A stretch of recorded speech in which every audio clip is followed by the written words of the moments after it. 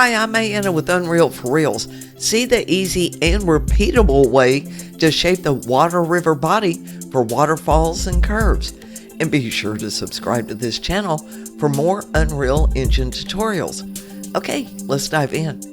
I'm using Unreal Engine 5.7.4 for this tutorial, and I have a small landscape already created. Let's get our water plugins. In the top left, go to Edit, Plugins. In the search field, type in Water. Check the box for Water Experimental and click Yes, and then check the box for Water Advanced and click Yes. In the bottom right, click Restart Now. And there's going to be an error message that pops up. Watch for that. And there's our error message. Scroll to the right and click the link to add entry for the water collision. Let's close this and close that. Now we need to edit the water plugins. So in the top left, go to Edit, Project Settings. In the search box, type in Subsystem. And under Shallow Water Simulation, check the box for Use Default Shallow Water Subsystem. And close this. Now let's go back into the level I created. Now let's add the river actor. In the top left, click on the cube. In the search field, type in Water. Find Water Body River and click and drag it in. Then click Complete.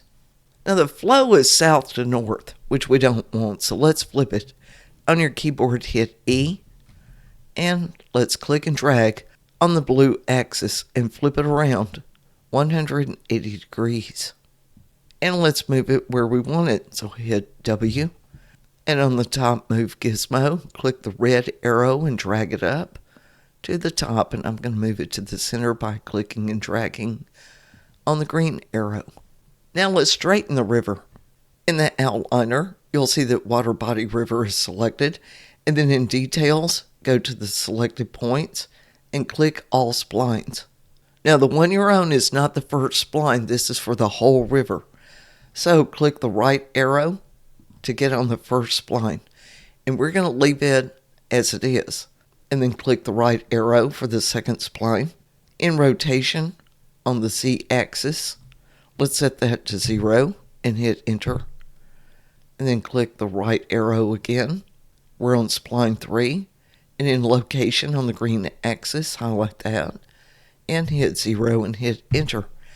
Now our river is straight. I know it's boring, but we'll make it pretty in a moment. Let's make it longer. Click on the third spline and then click and drag on the red arrow all the way down. Now we're going to configure the splines to make a waterfall and curves. And this is going to be easier to do from a side view. So let's zoom in there.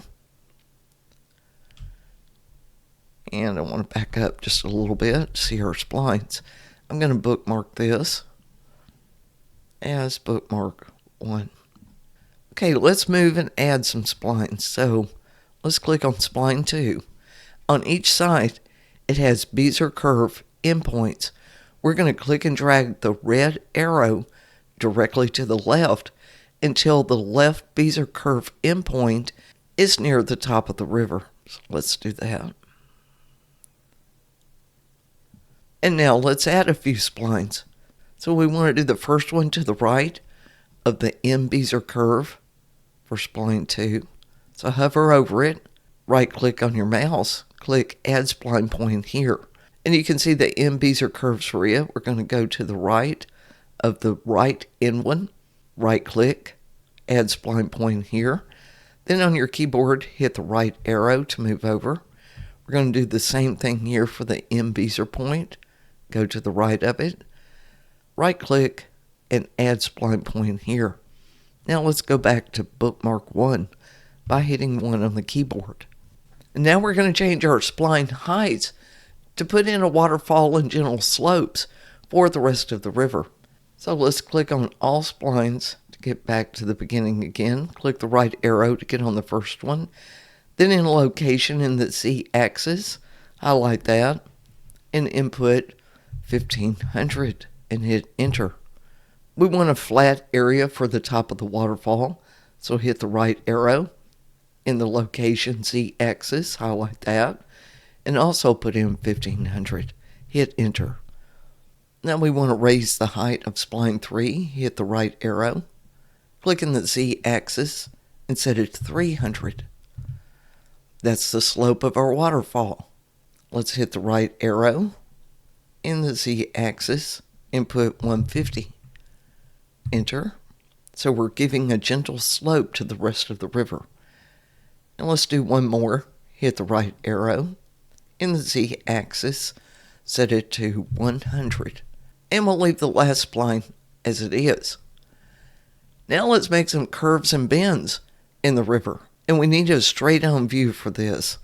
So I'm going to move down here toward the end and turn around and scoot over just a bit and bookmark this.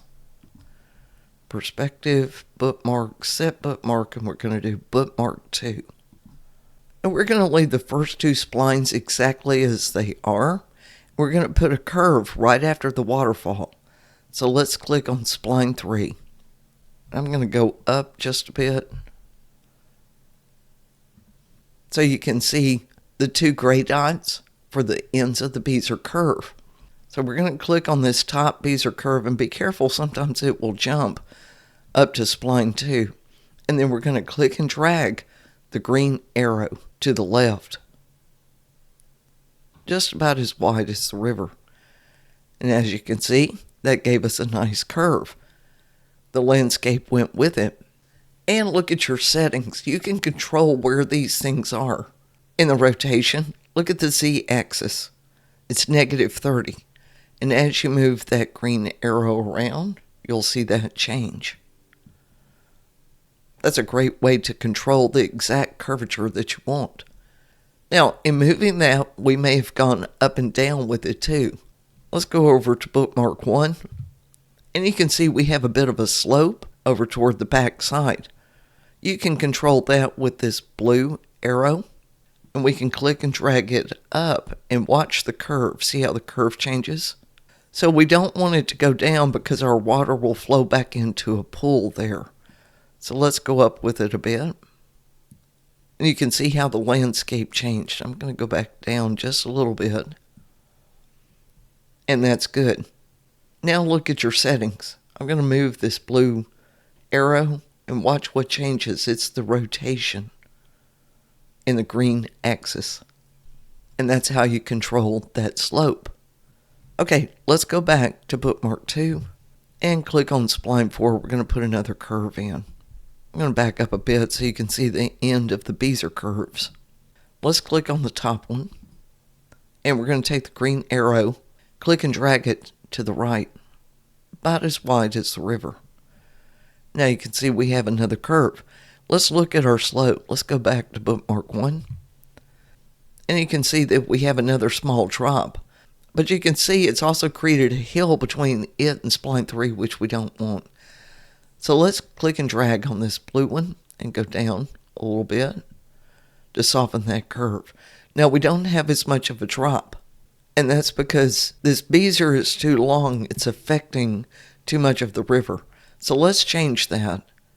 You can click right on this white dot and drag it so that the Bezier is shorter. And that means it influences a smaller section of the river.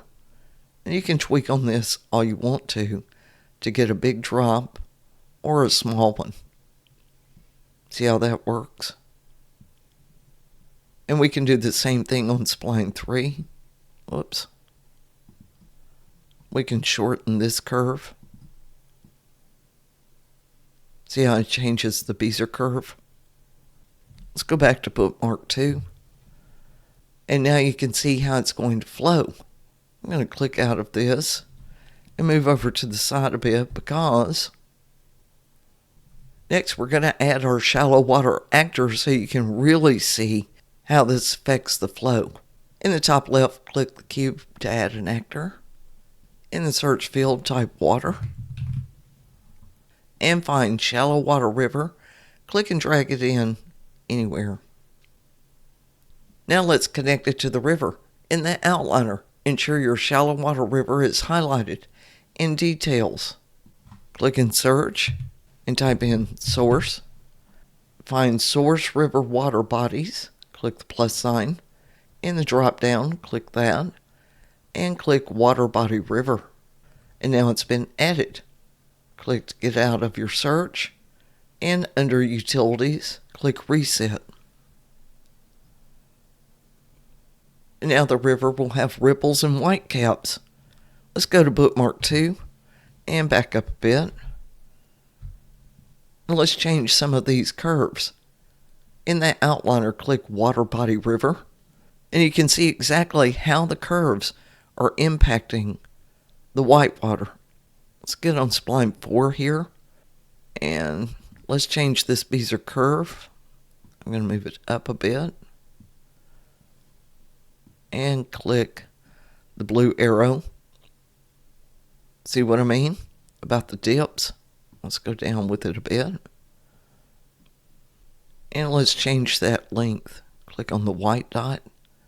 Let's change the length. So now you can play with your height and your Bezier curves and get the slope of the river just like you wanted for whitewater. Be sure to see more tutorials on this channel for how to fix these spillage issues and contour the banks of your river too. And these are the same methods that I used to create this forest river. And be sure to subscribe to this channel for more Unreal Engine tutorials.